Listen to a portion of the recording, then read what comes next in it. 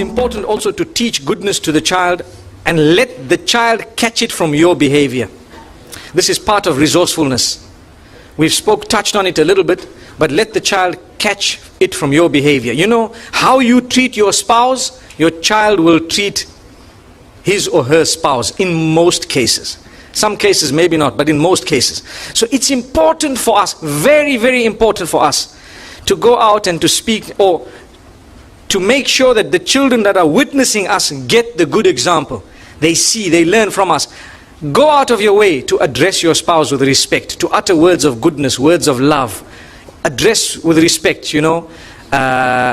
Listen to each other in a way that your children can see that, oh, when mom says something, dad gives it importance. So when I get married, I'm going to give what my wife says a lot of importance. Yes. Why? Because they learnt it. They saw that it worked. And they saw that mom is smiling and happy. But mom is crying, depressed. When dad comes, he's in the living room watching TV. Mom says something, he doesn't give an answer. Then he starts screaming and yelling. Then he goes and complains to his friends on the phone, and he does this and so on. Children are watching. Believe me, they think that when you get married, well, she's just a worker. She's here to cook your food, and she's here for your mother to take control of. That's what they think, really. In a lot of homes, mothers take control of wives, of their children. So if I get married and my mother takes control of who I'm married to, is that why you were married? Well, if that's the trend we're set, then obviously it's the wrong thing, it's the wrong trend. We should have a good relation, but it must not be that. And we need to have a habit. I have a habit. I explain to my mom how much I love her. And I tell her, look mom, this is a line. Here's a beautiful line. Please don't cross it. There you are. I love you so much. Nobody can take your place. But here's a line you don't cross, my beloved mom. These are my wives. You want to say something? Tell it to me. I'll tell them. I can say it in a better way.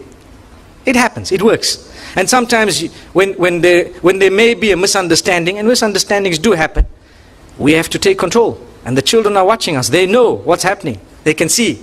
So dad comes in, you have to be a powerful figure with love, But you have to be someone who cannot be trampled over. Affection.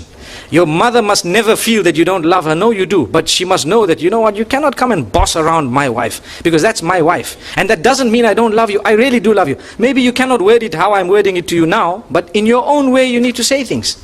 Because parenting, and a successful parent can only be a successful parent when they have minimized their own issues. I've got issues in my home with for a woman will tell you, I've got issues with my husband and with my mother-in-law and so on. How can you expect that woman to be a successful parent? There's going to be some form of shortage in her upbringing of her children, because she's busy with fighting her own battles. So to create that beautiful environment is the duty of the man. And this is why you cannot impose on your spouse to live in an oppressive house where people are trampling all over your spouse. You need to do something positive about it, because that is how you will help the next generation. Otherwise, all we're doing is we just completing the circle and let it carry on and on and on. And for generations to come, people are going to be oppressing each other because we couldn't stand up in a beautiful way.